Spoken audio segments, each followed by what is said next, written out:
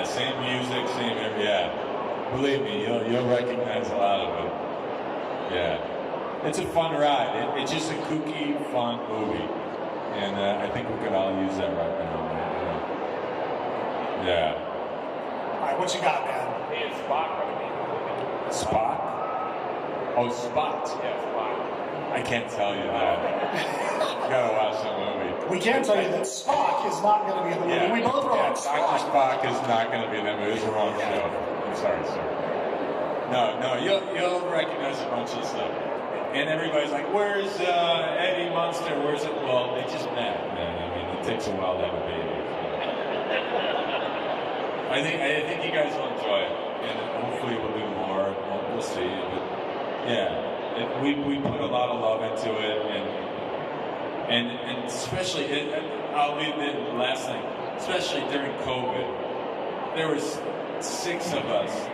We could never cover our face. I know in Florida nobody even believes in COVID anyway, but everybody had shields and masks, and it was just crazy to perform comedy to a group of people who barely speak English and understand anything. And you're always kind of like registering, you're looking at the crew to see if anybody's smiling or laughing. And you can't see anything but 2 eyeballs who don't even understand what you're saying. So it was a real, like, it was a trip to make this thing. And I would always like look over at Rob at the monitor if he, and he's not a gut laughing guy. If you just see a little smile, you're like, okay, got it. It was tough. It was a tough one. So let's go back to the Bulgaria thing. You guys had to find a way to get your small crew over there. When you went there, did you feel like, yeah, I'm in Bulgaria? Or you're just like, it's just COVID. I don't get to see Bulgaria. I've been cheated. No, I didn't see anything. So you were cheated out the experience. No, we were in a hotel. They kept us by ourselves for a month, just rehearsing. We couldn't go to the restaurants were closed, and they didn't want us to go out. And I didn't have any vaccination at the time or anything, so it was crazy. It was crazy. They didn't want me getting on a bicycle because I hurt myself, and the whole thing was shut down. It was insane. So we were like, by the time people would come in to do a cameo or work for a week, we were just like, oh my God, somebody from the outside world, what's happening out there? It was like, because Elvira's in it, Cassandra Peterson, and this guy Richard Brake, who's in a bunch of the movies, Jorge Garcia, you would know from Lost, just a bunch of cameos, and people would come in a week at a time, and it was so much fun to like hang out with them, have a meal, because we didn't see anybody for 3 months. Do you have any hope to go back to Bulgaria and actually see it as a normal country? So let me just say this though, the crew and the makeup people, special effects were the greatest. They were so passionate, so sweet. But I would like to see them now.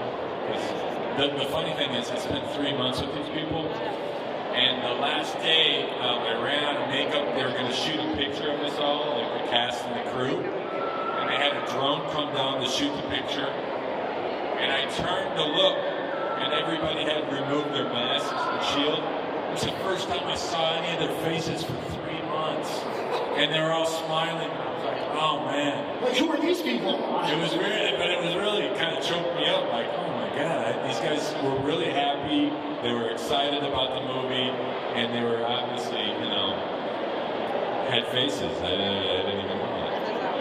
Well, one thing I will say, Ocala does have a huge nerd community. I know that you being in the show is sponsored by Ocala. Ocala is actually going to have their holiday show here in December.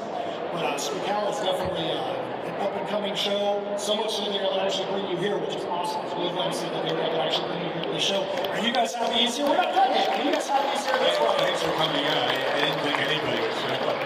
I keep seeing that line over there in the corner, and I was like, oh, that's a ghost town for me. All right, what you got over here now? Could you do a Herman Munster laugh for us? You'll have to wait till you Okay. No Herman Munster laugh. Yeah, that would be a special moment. Okay. But after the movie, for sure. Yes. All right, does anybody else have any other questions out here? We have a few more minutes. We can get some questions in. If there's anything you got from time on the movie with the Munsters, or being a Geico caveman, anything like that, any questions you got? What you got over here, man? Speak real loud for us. Yeah, that's what I said. It's like I think all of his movies put together, this is going to surpass people seeing his movie on Netflix more than all his movies, because it's that huge. I mean, it's like I think it's like 600 million viewers around the world. So yeah. I think you probably get a different cross-section of people as well, because people that are going to be like, do I want to put down money for a Rob Zombie movie, might be a different cross-section than people that are like, let's start on Netflix and see what the most recommended movie is today. So you might get a whole different fan base that may not have been exposed to the movie. Yeah, and all those poor kids are going to like go to some of his old movies to try to relive those laughs and sweetness, and their parents are going to, their heads are going to explode. Any more questions out there? Back in the corner, what you got? Speak real loud for us. What was it like working with Rob Zombie on which film? Which film? On this one or? What was it like working in with general, Rob I think I said, like, he comes from a music background, so I really believe he's like a jazz conductor. He comes with a script and a good idea of what he wants to do, but he wants all his performers to shine. He writes different scenes for them, and if he sees things going well, he'll adjust the script. And so yeah, it's a rare thing. Sometimes they're so locked into exactly what their storyboards say, you just have to say the line and get out of the way.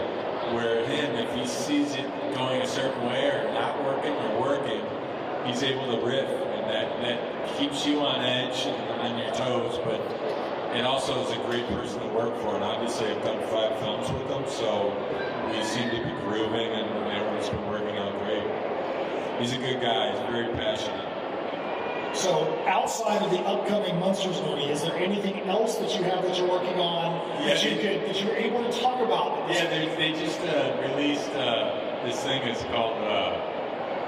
He's a guy. His name is Joe Bigas, and he's kind of like a Rob Zombie guy, where he writes and directs, but he also shoots his own stuff on 16mm. And we did this movie in Northern California. And it's called Christmas, Bloody Christmas. And there's it's going to be released on Shudder in December, but it's a robot, a bloody robot holiday movie. Crazy. But I think you can see pictures online, but the robot's in a Santa Claus suit. So all those kids that are watching the Munsters are going to tune into this, and it's definitely not PG. It's very graphic. Well, now we know. We've got time for one more question. Anybody out there with a question? I'm sure there's going to be one question out there to make it good. Now we'll go here. You know what? We've got 2 right here that we're going to go to you as well. What you got, Matt?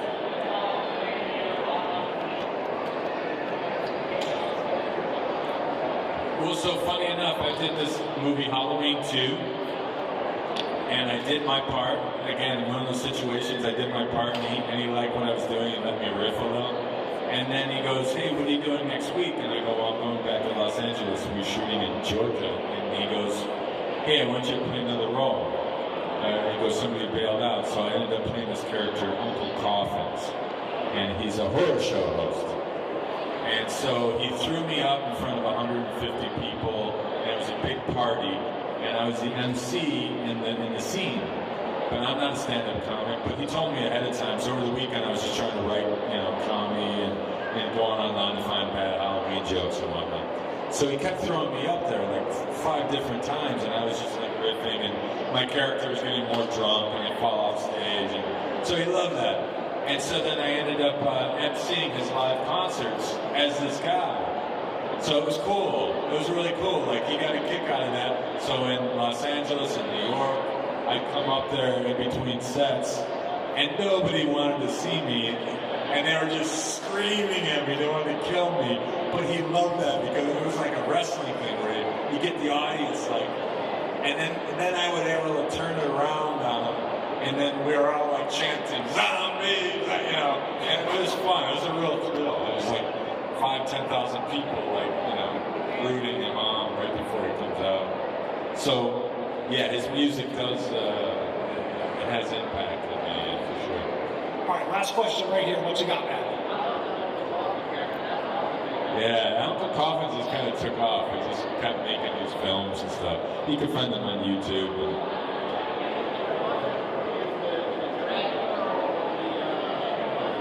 You'll have to watch the movie. He's asking about Dracula or the Munsters coach. But I did sign one of those in Detroit recently, a few months back. Yeah. All right, so we've run out of time here, but here's what I want to know. You know, he's got a table all the way in the back with the rest of the celebrities. Tell them what you got back there and tell them why they need to walk or run, not walk, to get right back there to your table and continue the conversation with you.